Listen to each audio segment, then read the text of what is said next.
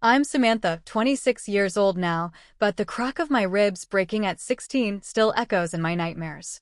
As a high school track star with dreams bigger than our Connecticut suburb, I never imagined my brother Jason would be the one to break more than just my bones. My parents chose his future over my truth that summer day. Some scars heal, but the ones you can't see take the longest. If not for Dr. Porter, who refused to look the other way, I might still be running from what happened instead of toward who I'm meant to be. Before I share how my life changed that summer, drop a comment where you're watching from and subscribe for more stories of survival and healing. Growing up in our pristine colonial house in Fairfield County, Connecticut, life looked picture perfect from the outside. Our lawn was always manicured, our family photos meticulously arranged on the mahogany mantel, and our achievements were dinner party conversation starters. But beneath that polished exterior lived a hierarchy I understood from early childhood. My brother Jason was the crown jewel, and I was the accessory. Jason was 2 years older, 18 at the time of the incident, and had been the football star since middle school. His trophies dominated our living room, a shrine to his athleticism that guests were invariably guided to upon entering our home. "Jason's got college scouts looking at him," my father Thomas would announce proudly, his hand clasping my brother's shoulder. My mother Diane would beam, her social climbing validated through her son's accomplishments. The Millers from down the street asked if Jason might consider tutoring their son in football techniques. She'd report, as though talent could be transferred like knowledge. I told them he's simply too busy with his own training regimen. My father's law practice had made him one of the most recognized names in our community. My trophies for track, the few times I actually brought them home, were relegated to my bedroom shelves, private achievements that didn't fit the family narrative centered around my brother. The signs of Jason's temper had been there since we were small. When I was 7, he smashed my science project the night before it was due because he claimed I had used his ruler without permission. My parents called it an accident. At 10, the incidents became more calculated, less impulsive. Jason mastered the art of aggression that left no visible marks and perfected the ability to twist stories so I appeared oversensitive or clumsy. "Samantha has always been dramatic," my mother would sigh to her friends, loud enough for me to hear from the next room. "Boys will be boys. No subjective judging, no favoritism, just the irrefutable truth of time." Coach Miranda was the first adult who saw me clearly, who noticed my potential without comparing it to Jason's legacy. "You've got a natural stride, Sam," she told me after watching me run for the first time. "With dedication, you could really go somewhere with this." Those words were transformative. Somewhere. I could go somewhere. Somewhere away from the shadow of my brother, somewhere I could breathe without permission. I started training before school, during lunch breaks, and after classes. The track became my sanctuary, each lap putting distance between me and my family's expectations. My times improved steadily, then dramatically. Coach Miranda started mentioning college scholarships, a possibility that both terrified and exhilarated me. "Several programs would be interested in a runner with your progression curved," she said, showing me brochures from universities I'd only dreamed about, especially with another year of solid improvement. I kept these conversations secret from my family. Coach Miranda nominated me for an elite summer running camp in Oregon, a camp known for connecting promising athletes with college recruiters. When the acceptance letter arrived, I hid it immediately, knowing this opportunity would be viewed as a threat to the family's established order. The camp coincided with the family's annual trip to my father's alumni weekend at his university, an event where Jason was to be introduced to important connections. My absence would raise questions, disrupt the family narrative. I planned to tell them eventually, of course. I just needed the right moment, when my father was in a particularly good mood, or when Jason was out with friends. I rehearsed my explanation, emphasizing how this opportunity would require no financial contribution from them, how it would reflect well on the family. I just needed the perfect timing. But perfect timing never came, and as June approached, the secret acceptance letter burned in my desk drawer like a ticking bomb. What I didn't realize was that the fuse had already been lit, and my carefully constructed escape plan was about to collide with the family dynamics I'd been trying to outrun. The summer before my senior year started with promise. My qualifying times for regional track meets had improved significantly, and Coach Miranda had started talking more concretely about scholarship possibilities. University of Pennsylvania has expressed interest, she told me one afternoon after practice. And Oregon State. Your times are getting noticed, Sam. I carried this private joy like a talisman. Something to hold on to, and the atmosphere at home grew heavier with Jason's increasingly volatile moods. His college football scholarship, once discussed as an inevitability, had failed to materialize. Several scouts had watched him play and passed, citing concerns about his consistency and teamwork. The rejections hit our household like a series of small earthquakes, shaking the foundation of my parents' carefully constructed narrative. Politics, my father would mutter over dinner. Pure politics. The coach's nephew got the spot that should have been Jason's. My mother added her own spin. Those schools don't recognize true talent when they see it. We'll find somewhere that appreciates what Jason brings to the table. Jason himself oscillated between sullen silences and explosive outbursts. I made myself scarce, spending extra hours at practice or studying at the library. Home had become a minefield, and I had years of experience knowing when to disappear. The day it happened was unusually hot for June. I had spent the morning at the track and returned home to shower before my shift at the local bookstore, a part-time job I'd taken to save money for college application fees. The house was quiet. My parents were at a fundraiser luncheon, and I assumed Jason was out with friends. I headed upstairs to change, not noticing my bedroom door was slightly ajar when I definitely closed it before leaving. It wasn't until I emerged from the shower that I saw Jason sitting on my bed, the Oregon camp acceptance letter in his hands.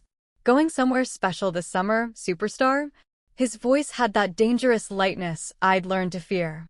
It's just a running camp, I said, trying to keep my voice casual while calculating the distance to the door. Just a running camp. He laughed, but his eyes remained cold. With college scouts. In Oregon. During Dad's alumni weekend. He stood up, the letter crumpling in his fist. You didn't think that was worth mentioning to the family? I was going to tell everyone, I said, edging toward the hallway. I was waiting for the right time. The right time, he mimicked. You mean after you stole the spotlight? While I'm dealing with rejection, you're secretly planning your grand exit. It's not like that, I insisted. My running has nothing to do with your football. He followed me as I backed into the hallway. Nothing to do with it? Are you that naive? There's only so much attention, so much support, so much money to go around. Every opportunity you grab is one I lose. That's not true, I said, my back now against the stair railing.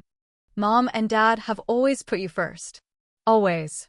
Something flashed in his eyes then. Recognition, maybe, that I had named the truth we all lived by but never acknowledged.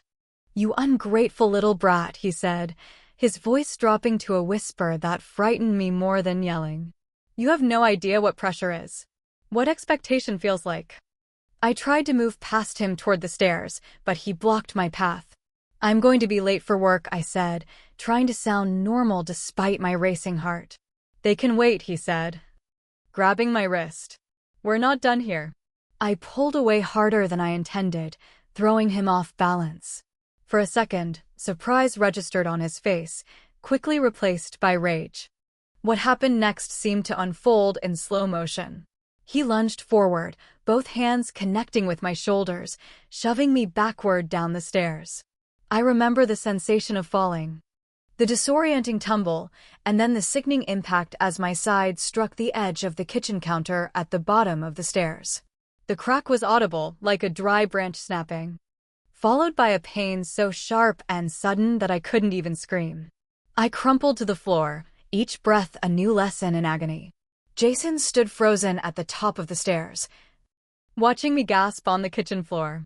Then, as though waking from a trance, he raced down. Sam? Sammy? Oh God, I didn't mean. Are you okay? His face had transformed from fury to panic in seconds. I couldn't answer. Each shallow breath sent jagged pain through my chest. Black spots danced at the edges of my vision. "You're fine," he insisted, kneeling beside me, his voice taking on a rehearsed quality. "You just got the wind knocked out of you. Sit up slowly." When he tried to help me up, my scream cut through his facade. "Don't touch me," I managed between gasps. The sound of the garage door opening announced my parents' return. Jason's expression shifted again, calculation replacing concern. "Listen to me," he whispered urgently. "You fell. You lost your balance and fell down the stairs. That's what happened." My parents' voices grew louder as they approached the kitchen, then stopped abruptly at the sight of me on the floor with Jason hovering above. What on earth happened? My mother's hand flew to her throat, her social smile vanishing. "She fell down the stairs," Jason answered before I could speak. "I heard the noise and came running." My father knelt beside me, his lawyer's eyes assessing the situation. "Can you move, Samantha?" I tried to sit up. Another wave of pain stealing my breath. "My ribs," I managed to say. Jason pushed me. The room went silent. My father and Jason exchanged a look I couldn't interpret through my pain. My mother's face hardened. "Don't be ridiculous," she said sharply. "Why would your brother push you?" "The camp letter," I gasped. "He found it and got angry." "What camp letter?" my father asked, looking between us. Jason pulled the crumpled acceptance from his pocket and handed it to our father. "She was planning to skip your alumni weekend for some running camp. I just came to talk to her about it, and she lost her balance running away from me." My father scanned the letter, his expression darkening. "Oregon? Without discussing it with us first?" He turned to me. "Is that true, Samantha?" Even through the haze of pain, I recognized the shift, the familiar redirection that would transform my injury into my transgression. I tried again. He pushed me. "I'm not lying." My mother was already helping me to the couch, her movements efficient but lacking tenderness. "You probably just bruised your ribs in the fall. We'll put some ice on it." As they settled me on the couch, the three of them formed a physical barrier between me and the outside world. Through the window, I could see our neighbors returning from a walk, laughing about something ordinary. Inside, my family had already begun reconstructing reality, laying the foundation for the story that would preserve the hierarchy I had dared to challenge. The evening after my fall stretched into a surreal tableau. My parents positioned me on the living room couch with an ice pack, acting out the roles of concerned caretakers while systematically dismantling my version of events. "I think we all need to take a breath and consider what actually happened here," my father said, pacing the living room with the precision of courtroom movements. His voice had shifted into what I recognized as his professional tone, measured, authoritative, designed to establish control of the narrative. "Accusations are serious things, Samantha," he continued. "Once spoken, they can't be unheard. They have consequences that extend far beyond this room." My mother sat perched on the armchair opposite me, her posture rigid with anxiety poorly disguised as composure. "Families protect each other," she interjected. "That's what we do. We don't expose our disagreements to outsiders." Jason had positioned himself by the window, physically removed from the conversation yet unmistakably part of the united front. His expression cycled between remorse when catching my eye and calculated neutrality when my parents glanced his way. "I didn't mean for anyone to get hurt," he offered, his voice carefully calibrated to convey regret without admission. "Of course you didn't," my mother reassured him instantly. "Accidents happen in every family." The word hung in the air between us. Accident. The same classification that had been applied to every incident over the years, a linguistic sleight of hand that transformed intention into coincidence. "This doesn't have to become a whole situation," my father said, choosing his words deliberately. "What matters now is getting Samantha feeling better and moving forward as a family." As night fell, they convened what felt like a strategy session right in front of me, as though my presence was incidental to the developing plan. The story crystallized through their dialogue. I had been irresponsible, keeping secrets about summer plans. In my haste to avoid a family discussion, I had lost my footing on the stairs. Jason, hearing the commotion, had rushed to help. A regrettable household accident, nothing more. If anyone asks, my father instructed, that's what happened. Simple, straightforward, no elaborate details that might seem rehearsed. Throughout this choreographed revision of reality, the pain in my side intensified. Each breath became shallower as the adrenaline faded and the true extent of my injury emerged. By midnight, I could barely shift positions without gasping, the simple act of inhaling a lesson in agony. My mother, noting my deteriorating condition, finally conceded that perhaps I should see a doctor in the morning. Just to be safe, she added, as though medical attention was an abundance of caution rather than an obvious necessity. I spent that night drifting between fevered sleep and sharp awakenings triggered by inadvertent movements. In those dark hours, I catalogued every dismissal, every rewriting of reality that had shaped my childhood. This was merely the most extreme example of a pattern established years ago. Morning brought no relief. The pain had settled into a persistent throb that spiked with each breath or slight movement. My mother helped me dress in loose clothing, her instructions mechanical and focused on appearance. Try not to look so pale, she advised as she applied a light layer of blush to my cheeks. People will think something's really wrong. The drive to the hospital featured a final rehearsal of our story. My father, driving with both hands positioned precisely at 10 and 2, recited the narrative like lines from a play we were all expected to perform. Keep it simple. Kitchen accident. You lost your balance. No need to elaborate or offer information that isn't requested. The emergency room intake nurse regarded me with practiced efficiency as my parents explained the situation, Jason notably absent from this public performance. She had a little fall yesterday. My mother explained, her social smile firmly in place. We thought it would improve with rest, but she's still experiencing some discomfort. On a scale of 1 to 10. How would you rate your pain? The nurse asked me directly. Before I could answer, my father interjected. She's always been sensitive to discomfort. Probably a 5, wouldn't you say, Samantha? I met the nurse's eyes briefly. 8, I said quietly. Something in her expression shifted, a momentary recognition that the family dynamic playing out before her deserved closer attention. She noted something in my chart and expedited my triage assessment. Within 30 minutes, I was introduced to Dr. Natalie Porter, an emergency physician with keen eyes and a direct manner that immediately set her apart from the medical professionals who had treated our family in the past. While my parents hovered nearby, she conducted her initial examination with meticulous attention. Can you tell me exactly how this happened? She asked, her eyes fixed on mine rather than on my hovering parents.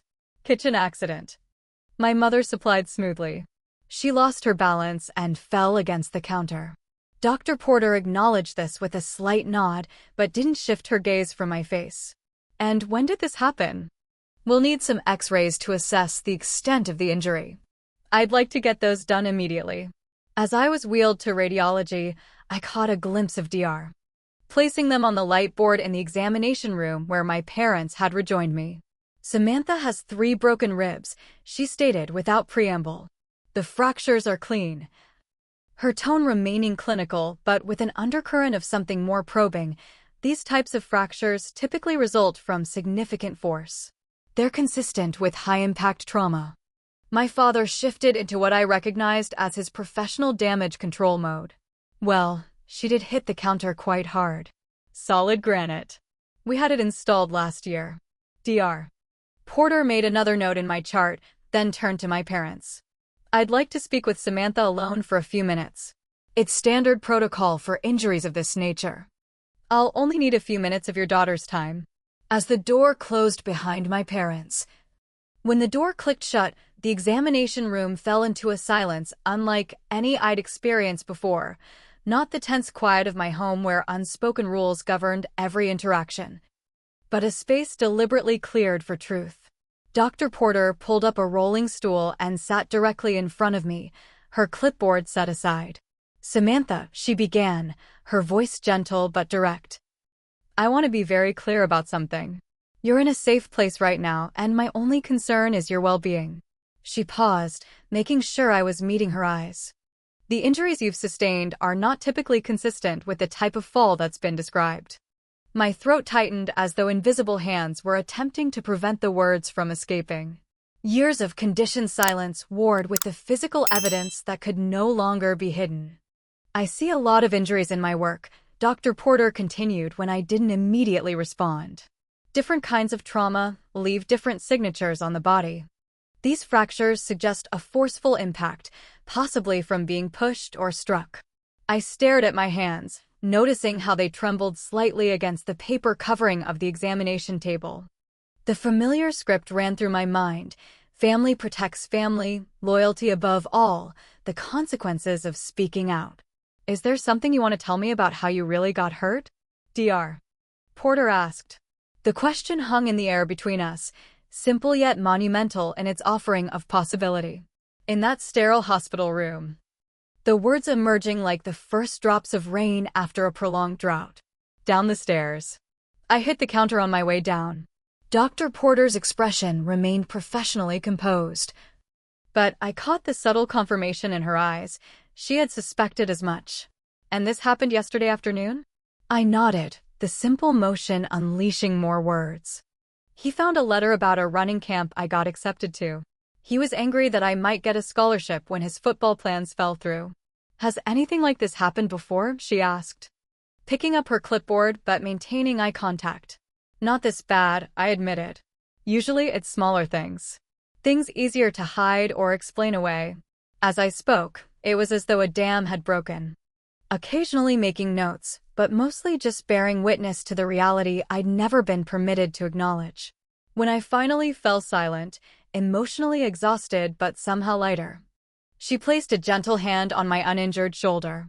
Thank you for telling me the truth, she said. It took courage. Before she could say more, there was a sharp knock at the door. Without waiting for a response, my father entered, my mother close behind him. I think we've given you more than enough time, he said. His tone pleasant but with the steel undertone I recognized as warning. We'd like to discuss Samantha's treatment plan now. Dr. Porter stood, her professional demeanor shifting subtly as she positioned herself between me and my parents.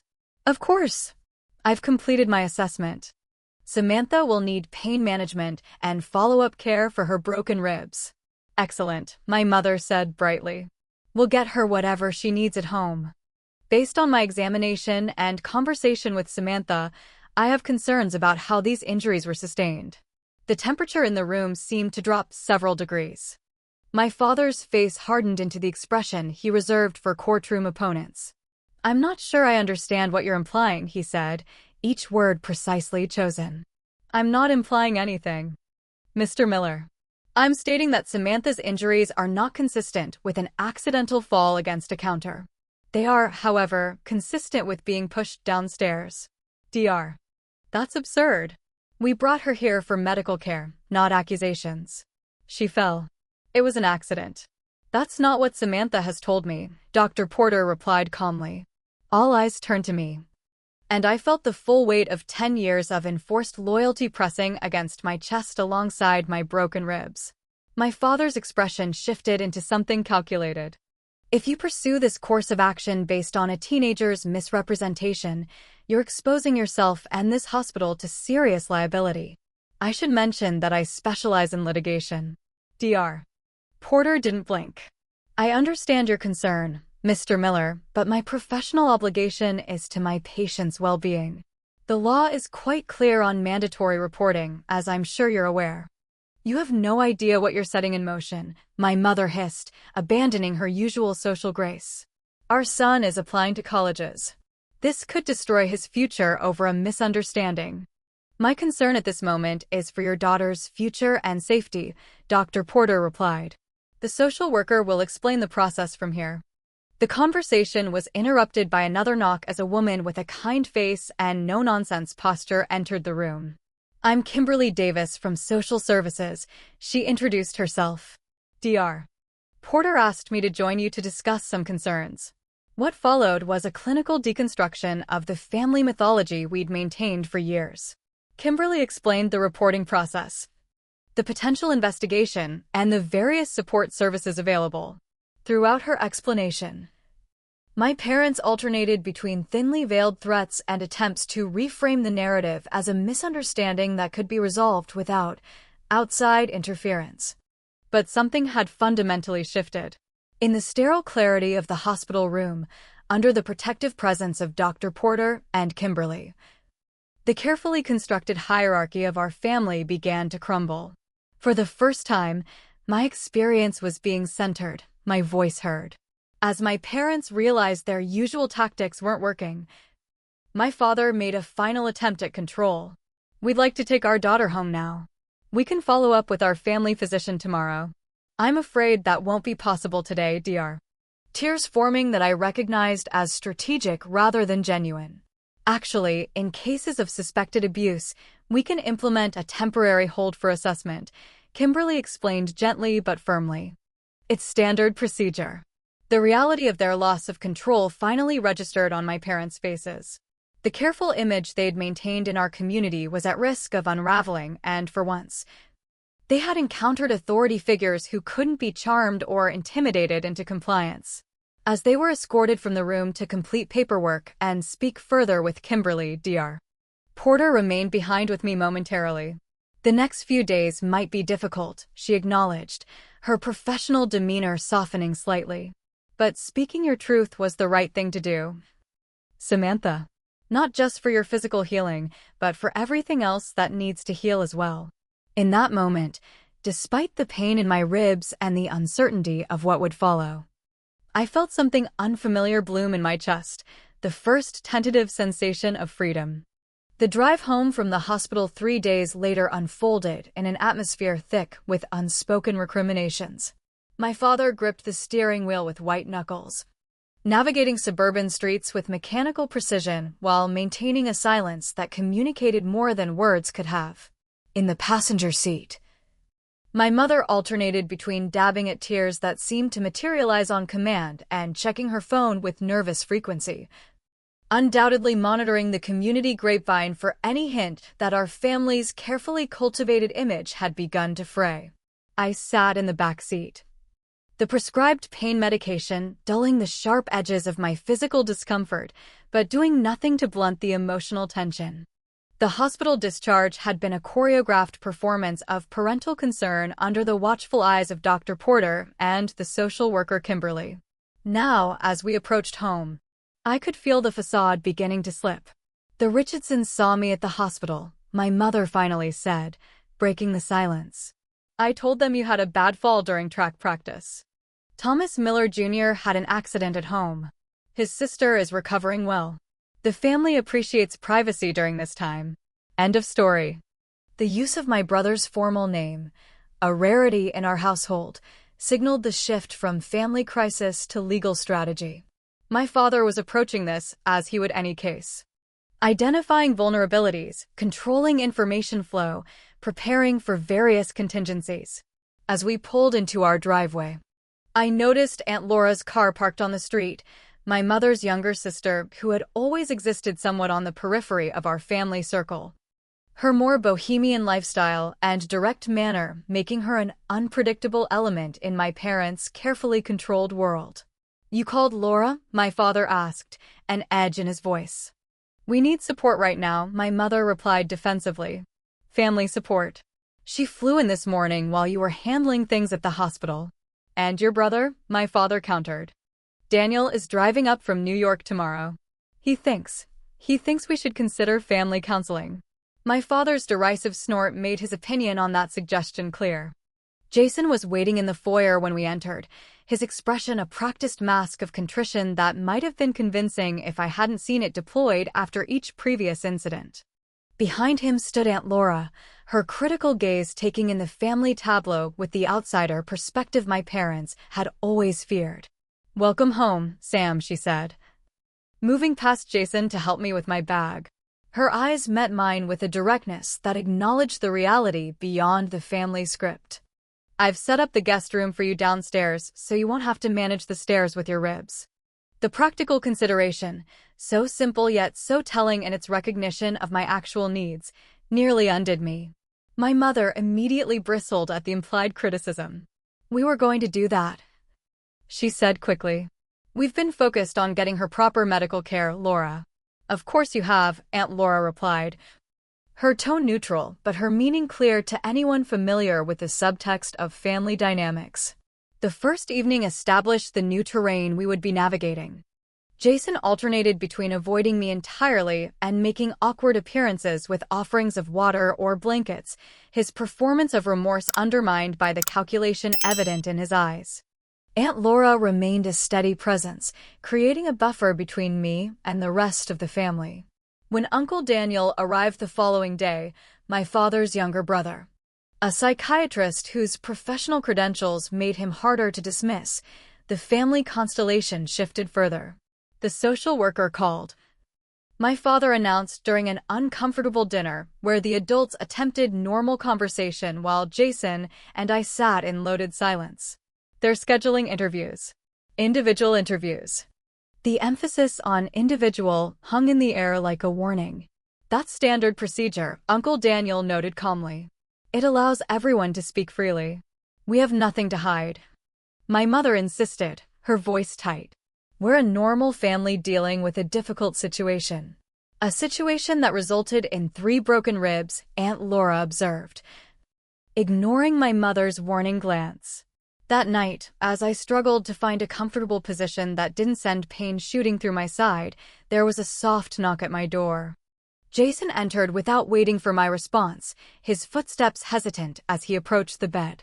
Sam, he began, his voice pitched low. I need to talk to you. I remained silent, watching him struggle to find the words that would serve his purpose. I never meant for you to get hurt like this, he finally said, perching on the edge of the chair Aunt Laura had positioned near my bed. Things just got out of hand. Things didn't get out of hand, I replied, surprising myself with my steadiness. You pushed me down the stairs. He flinched, then recovered. I know I did. And I'm sorry. Really sorry. But you have to understand what I'm dealing with. Dad's expectations. The college rejections, everyone watching me fail after years of being told I was destined for greatness. It was the same pattern, his actions contextualized by his struggles. His feelings centered while mine became collateral damage. But something had changed in me during those hospital days under Dr. Porter's care. I could see the manipulation now. Recognize it for what it was. My ribs are still broken regardless of what you're dealing with, I said simply. His expression shifted, frustration bleeding through the remorse. The social worker. The interviews. Do you understand what this could do to me? To all of us? One mistake shouldn't define a person's entire future. There it was, the real purpose of his midnight contrition. Not concern for my well-being, but fear for his consequences. It wasn't one mistake, I said quietly. It was just the first one that couldn't be hidden. The following morning brought the call from social services that my parents had been simultaneously dreading and preparing for. Initial interviews would begin that afternoon, starting with me and followed by separate sessions with each family member. The family therapy evaluation would be scheduled after the individual assessments. Remember what we discussed? My father said as we prepared to leave, his words carrying the weight of a lifetime of unspoken directives. Family matters should be handled within the family. But as we drove to the social services office, Aunt Laura beside me in the back seat while my parents maintained a united front in the front, I realized that external eyes had already penetrated the carefully maintained boundary between our family's reality and the image presented to the world. That border, once breached, could never be fully restored. The social worker's office was designed to put clients at ease, comfortable furniture, soft lighting, artwork featuring serene landscapes. But nothing could dispel the tension as my parents were directed to a waiting area while I was led into a private consultation room. Hello, Samantha, the social worker greeted me. Her name was Brenda, and her kind eyes reminded me somewhat of Dr. Porter's direct gaze. I'd like to talk with you about what's been happening at home. Everything you tell me is confidential, though I may need to share certain information if there are safety concerns. Do you understand? I nodded, fingers tracing the edge of the armchair. Let's start from the beginning, she suggested.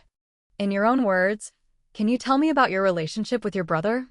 And so it began, the systematic dismantling of the narrative that had structured our family life for as long as I could remember. With each question, each careful probe into the dynamics that had been normalized over years, the foundation my parents had built began to crack further. What followed were weeks of evaluations, interviews, and assessments. My school counselor was brought into the loop, leading to awkward encounters in hallways where she watched me with new awareness. Coach Miranda, upon learning what had happened, became an unexpected ally, her fierce advocacy providing a counterweight to my parents' influence. "They're trying to minimize what happened," she told me during a private conversation in her office. "I've seen the pattern with Jason for years. The temper, the entitlement, the excuses made for him." I should have said something sooner. The family therapy sessions proved to be battlegrounds disguised as healing spaces. My parents approached them as performances, presenting carefully calibrated versions of concern and commitment to change. Jason oscillated between sullen resistance and strategic cooperation, reading the room and adjusting his presentation accordingly. It was during the third session that the therapist, Dr. Winters, directly addressed the elephant in the room. "I'm noticing a pattern," she observed. "There seems to be a great deal of concern about how this situation appears to others, but less focus on the actual harm that occurred and continues to occur within the family system." My father immediately launched into a practiced response about privacy and family unity, but Dr. Winters gently redirected. "Thomas," she said, using my father's first name in a subtle challenge to his authority, "I'd like to hear from Samantha about how she experiences the family's focus on appearance versus her well-being." All eyes turned to me, and in that moment, with professional support creating space for my voice, I found the words that had been building since that day in the hospital. "My whole life has been about making sure nothing disrupts the perfect family image," I said, each word deliberate. "My accomplishments matter only if they reflect well on us as a unit. My pain matters only if it can be hidden. And Jason's needs always come before mine." The silence that followed felt like the first honest moment our family had shared in years. As the weeks progressed and my ribs slowly began to heal, new boundaries emerged within our household. Aunt Laura extended her stay indefinitely, her presence creating a buffer that allowed me to navigate home with less fear. Uncle Daniel made regular visits, his professional credentials giving weight to the therapy process that my parents might otherwise have dismissed. The legal consequences for Jason took shape gradually: juvenile court rather than adult charges, mandatory anger management, community service, and restrictions that would appear on college applications but could potentially be expunged with compliance. My parents pivoted to damage control, their social calendar suddenly filled with strategic appearances and carefully crafted explanations. Through it all, I found my voice strengthening. Not just in therapy, but in small daily interactions where I began to name my needs and feelings without apology. The track scholarship, temporarily jeopardized by my injury and recovery time, became a focal point for my newfound advocacy. "I want to defer for a semester to heal properly," I told Coach Miranda. "But I don't want to lose this opportunity." Together with Dr. Porter, who had remained involved in my case far beyond her emergency room duties, Coach advocated for me with the camp directors and college recruiters. Their professional intervention, combined with my improved times before the injury, secured the possibility that had once seemed like my only escape route. My father said during a tense dinner discussion, "The therapy, the evaluations, Jason's program. We've done everything asked of us. It's time to move forward as a family." "Moving forward doesn't mean pretending nothing happened," I countered, the words coming easily now. "It means acknowledging the patterns that led us here and actually changing them." "We have changed," my mother insisted. "Look at everything we've sacrificed." "Consequences aren't sacrifices," I said quietly. "And you're still talking about how this affected you. Not about how years of favoritism and dismissal affected me." The conversation with Jason came later that same week, facilitated by his therapist in a controlled environment. Without the audience of our parents, without the performance aspect that had characterized so many of our interactions, something closer to honesty emerged. I was jealous, he admitted after several false starts. You had this clear path, this thing you loved that was just yours. Everything in my life felt like it belonged to Mom and Dad's expectations. That didn't give you the right to hurt me, I said simply. No, he agreed, and for once, there was no qualification, no redirection. It didn't. It wasn't forgiveness, not yet. But it was acknowledgement, the beginning of a new reality where truth could exist alongside pain, where healing might eventually become possible. As fall deepened and college applications were submitted with personal essays carefully crafted to omit certain family details, the court made its final decision regarding our living arrangements. For the remainder of my senior year, I would live primarily with Aunt Laura, with supervised family visits to rebuild relationships on new, more honest terms. It wasn't the family story my parents had scripted, but it was real. And in its painful authenticity, it offered something their carefully maintained facade never could, the possibility of genuine healing. The formal investigation unfolded with a methodical thoroughness that stripped away the remaining veneer of privacy my family had long used as both shield and weapon. What had once been contained within the carefully maintained boundaries of our home was now documented in official reports, discussed in professional evaluations. I found myself describing moments I'd never articulated before, the subtle hierarchy that positioned Jason's needs above mine, the calculated way praise was dispensed or withheld, the unspoken rules about which emotions could be expressed and which must be suppressed. As I spoke, connections formed between incidents I had previously viewed as isolated, revealing the systematic nature of the family dysfunction. And how long would you say this differential treatment has been happening? Denise asked. As long as I can remember, I replied, the simple truth of it landing with unexpected weight. The family therapy sessions, initially approached by my parents as performances to be managed, gradually became spaces where the carefully constructed narrative began to unravel despite their efforts. Dr. Matthews, the family therapist with 20 years of experience seeing through precisely such facades, had a gentle but unyielding way of redirecting conversations back to core issues. I notice we're talking about appearances again, she would observe when my parents steered discussion toward external perceptions.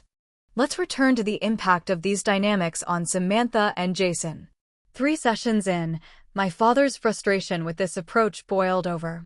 We're complying with everything that's been asked of us, he said, his lawyer's precision giving way to genuine anger. We've opened our home, our private family matters, to scrutiny. We're attending these sessions despite busy professional schedules. What more is expected? Dr. Matthews regarded him steadily. Thomas, compliance isn't the same as engagement. Following requirements isn't the same as seeking understanding.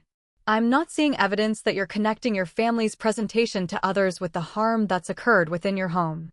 My mother dabbed at her eyes with a tissue. We've always wanted what's best for our children. Everything we've done has been with their futures in mind. Perhaps, Dr. Matthews acknowledged. But best for whom exactly? And determined by whose standards? The involvement of my school counselor added another layer to the unfolding process. Ms. Ramirez had always been a kind but somewhat distant presence in my academic life. Now, informed about the situation, she viewed our previous interactions through a new lens. Samantha never brought concerns to me, she acknowledged during a professional consultation that was later shared with the family. But looking back, there were signs I might have noticed, her reluctance to have parents contacted about achievements, her minimization of her accomplishments, her extreme self-sufficiency. Coach Miranda, however, had noticed more than she initially revealed. During her interview with investigators, she shared observations that spanned years. Jason Miller's temper was well known among staff, she reported. There were incidents during games, during practice. But his athletic abilities meant certain behaviors were overlooked. Meanwhile, Samantha worked twice as hard for half the recognition. This external validation, Professionals seeing what I had experienced, but couldn't always articulate, created a foundation for my growing confidence in speaking my truth. Each meeting, each evaluation, though often emotionally exhausting, added another brick to the structure of reality I was building outside my family's carefully maintained narrative. The legal repercussions for Jason took shape through a series of juvenile court hearings. Because he was 18, but the incident had occurred before his birthday. The case remained in juvenile court, a fact my parents seized upon with palpable relief. This doesn't have to derail his entire future. My father explained to relatives with the practiced assurance of someone accustomed to shaping reality through language. Juvenile records are sealed. Colleges don't have to know. The court, however, had different priorities. The juvenile court judge, a woman with silver hair and penetrating eyes, made this clear during the disposition hearing. Mr. and Mrs. Miller, and the safety of all parties involved. Jason was assigned to a comprehensive program that included anger management classes, regular therapy, community service hours at a local crisis center, and strict probation terms that included limited contact with me except under supervised conditions. The court-appointed therapist would provide regular updates on his progress, and any violation of terms would result in more severe consequences. For me, the most immediate impact beyond the family restructuring was the uncertainty surrounding my track scholarship. The recovery time for my injuries meant missing key training periods and qualification meets. Samantha's times were consistently improving before this injury, she told them. Her work ethic is exceptional. This temporary setback doesn't change her potential. Dr. Porter, whose intervention had set everything in motion, became an unexpected ally in this effort. She wrote detailed medical evaluations of my injury and recovery trajectory, focused on rebuilding strength systematically, acknowledging pain without being defined by it. The body remembers trauma, he explained during an early session where my progress seemed frustratingly slow. But it also remembers resilience. We're retraining both. As fall progressed, these various threads, legal, therapeutic, medical, academic, wove together into a new pattern of existence. Living primarily with Aunt Laura provided both physical and emotional space to process everything that had happened while continuing to engage with my family through structured, supervised interactions. My parents' approach to these new circumstances evolved gradually. Initially focused on external damage control, they slowly began to confront the reality that compliance alone wouldn't restore what had been broken. Your father and I have been talking, my mother said during one of our supervised visits. We've been thinking about what Dr. Matthews said about prioritizing appearance over substance. The hesitation in her voice, the unusual lack of polish in her delivery, suggested something more genuine than their initial performative contrition. It's difficult, my father acknowledged, to recognize patterns you've been living with so long they've become invisible. That doesn't excuse what happened, but it might help explain how we got here. Jason's journey proved more complicated. That's good, I acknowledged cautiously. The therapist says our parents set up a competitive dynamic between us that wasn't healthy, he continued, venturing into territory that felt like deflection. Our parents' mistakes don't excuse yours, I replied, the directness still new but becoming more natural with practice. His expression flickered with familiar irritation before settling into something more thoughtful. You're right, he conceded after a pause. That's something I'm working on, not shifting responsibility. As my physical recovery progressed, I gradually returned to modified training.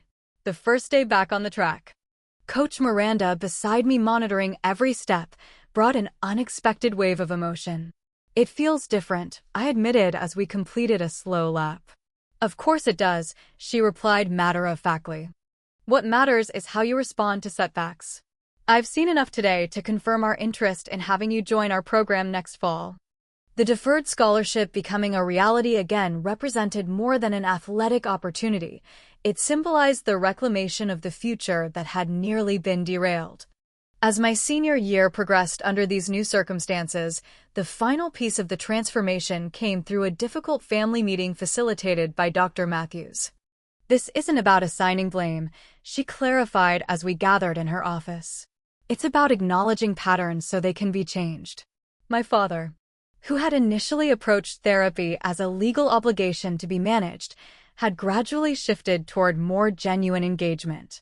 I've been thinking about what you said in our last session, he began, addressing me directly, about feeling like your accomplishments were only valued when they reflected well on the family image. Yes, I confirmed simply. Not just for what happened with Jason, but for all the times before that when I failed to see you clearly. My mother, whose journey had been more uneven, reached for her customary tissue, but then stopped herself. I've always been so concerned with how others see us, she admitted. I think I forgot to see us clearly myself. Jason, participating via video call from his residential treatment program, added his own perspective. I never questioned being the center of attention, he said. It felt like my right. I'm learning that's not how healthy families work. It wasn't a perfect resolution. Real life rarely provides those clean narrative arcs. But it was honest in a way our family interactions had never been before, and that honesty created space for something new to grow in place of the carefully maintained facade that had finally, irrevocably cracked. By spring, as college decisions were finalized and graduation approached, the shape of our new family reality had solidified. I would attend Oregon State on my track scholarship, living on campus rather than returning home for summers. Jason would continue his structured program, with eventual transition to a state university with continued therapeutic support. My parents would maintain their individual therapy alongside the family sessions that would continue even with me away at college. The final court review before my departure for college formally acknowledged the progress made, while establishing ongoing monitoring to ensure continued compliance. The judge who had overseen the case from the beginning offered a parting observation. Families are complicated systems, she noted. When those systems break down. But it's a process that will continue long after this court's involvement ends. As I stood on the threshold between my past and future, I reflected on the unlikely catalyst for change: 3 broken ribs and a doctor who refused to look away. The physical injury had healed months ago, leaving only the faintest twinge during certain movements. The deeper wounds were still healing and perhaps always would be, but in their mending. My physical therapist Kevin had finally cleared me for my first timed mile since the injury, a significant milestone in my recovery journey. Remember to focus on form rather than pushing for your previous times, Coach Miranda advised as she checked her stopwatch. This is about establishing your new baseline. Living with Aunt Laura during my final semester of high school had provided the stability I needed to heal both physically and emotionally. Her apartment, though modest compared to my parents' house, offered something far more valuable: unconditional acceptance and a space free from the weight of unspoken expectations. Ready when you are, Coach called, and I took my position on the starting line. As I began my first lap, I found myself reflecting on the strange paradox of my situation. My brother's violent outburst, meant to diminish me, had instead set in motion a chain of events that ultimately gave me the freedom I'd always craved. The pain had been real, was still real in certain ways, but so was the strength I discovered through the process of healing. When I crossed the finish line, Coach's expression told me everything I needed to know. 2 seconds off your best time, she confirmed, genuine pride in her voice. After everything you've been through, that's extraordinary. The rehabilitation process had taught me patience, the value of incremental progress, and perhaps most importantly, the distinction between pain and suffering. I found a kind of peace that had previously seemed impossible. My relationship with my parents had evolved through the structured visitations mandated by the court. Initially awkward and performative, these meetings gradually developed a cautious authenticity as my parents confronted their own roles in the family dysfunction. We've been discussing something in our therapy sessions, my mother said during a Sunday lunch at a neutral restaurant location, about how much of our parenting was shaped by how we were raised. I grew up believing that showing emotion was weakness, that success was measured by external achievements. I never questioned whether that was what I wanted to pass on to you and Jason. When my mother's concern about appearances overshadowed authentic connection, or when my father's discomfort with emotional vulnerability led him to retreat into formal politeness. Jason's journey through the residential treatment program revealed complexities none of us had fully appreciated. The structured environment and mandatory therapy sessions gradually peeled back layers of the golden child persona he'd constructed. I've been talking with my therapist about competitive sibling dynamics, he told me during one of our monthly supervised phone calls. About how I defined myself in relation to you. And how threatened I felt when you started to succeed in ways that weren't directly comparable to me. That doesn't excuse what happened, I reminded him. Maintaining the boundary that had become essential to my healing. No, he agreed without hesitation, the immediate acceptance of responsibility representing real progress. Nothing excuses that. Coach Miranda's advocacy, combined with Dr. Porter's detailed medical documentation of my recovery, had convinced Oregon State to honor their original offer. Your first 2 semesters will include modified training with their physical therapy department, Coach explained as we reviewed the terms. 6 months after our first meeting in the emergency room, the professional distance she had maintained during the height of the crisis had softened into something warmer. Your physical recovery has been remarkable, she noted as she reviewed my latest scans. But I'm even more impressed by your resilience in everything else. I just did my job, Samantha. You did the hard part by speaking your truth when given the opportunity. Many people never find that courage. The most difficult family meeting came in April. A carefully orchestrated gathering facilitated by Dr. Matthews. Jason participated by a video call from his program, while my parents, Aunt Laura, and I gathered in the therapist's office. The purpose was to address directly the years of favoritism and differential treatment that had created the foundation for the ultimate breakdown. This isn't about placing blame, Dr. Matthews emphasized as we began. It's about acknowledging patterns so they can be recognized if they begin to re-emerge in the future. What followed was perhaps the most honest conversation our family had ever had. My father, who had initially approached therapy as an obligation to be managed, had gradually developed genuine insight into his role.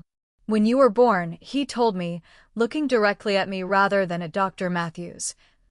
I already had a template in my mind for what success looked like through Jason. I never stopped to consider that you might need something completely different from me as a father. My mother, whose journey had been more uneven, added her own reflection. I think I was so focused on creating the perfect family image that I stopped seeing the actual people in the family, including myself. It wasn't a perfect resolution. Real life rarely provides those clean narrative arcs.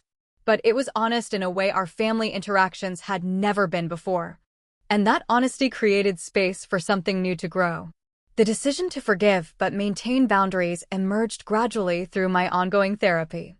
Dr. Crawford, who had been working with me individually since the initial crisis, helped me navigate the complex emotional terrain of reconciliation without abandoning self-protection. My transition to college that fall brought a new kind of freedom. The physical distance from my family allowed me to establish my identity outside the dynamics that had shaped my childhood. Matthews ensured boundaries remained clear even across distance. My work as a physical therapist specializing in adolescent athletes feels like a fitting integration of my personal history, transforming my experience into something that can benefit others. In these rooms, I've witnessed countless versions of my own story. The silences, the excuses, the turning points when truth finally breaks through. My relationship with Jason has been rebuilt cautiously over the years, founded on new terms of mutual respect rather than the hierarchical dynamic of our childhood. His own journey through therapy led him to work in youth mentoring, using his experience to help young men recognize and regulate emotions before they escalate to destructive behavior. I think about what happened every day, he told me during a recent conversation. Not to punish myself, but as a reminder of what happens when you leave emotional issues unaddressed. My parents' ongoing journey to earn back trust has been marked by incremental progress, occasional setbacks, and a gradually deepening authenticity. They will likely always struggle somewhat with prioritizing appearance over substance. But their willingness to continue their own therapy long after the court mandates expired demonstrates genuine commitment to change. The impact of DR modeled the kind of professional integrity I strive for in my own practice. When faced with difficult situations, I often find myself thinking, what would Dr. Porter do? The scars remain, both literal and figurative. The healed fracture lines on my ribs are visible on X-rays taken for other purposes, faint reminders of what was broken.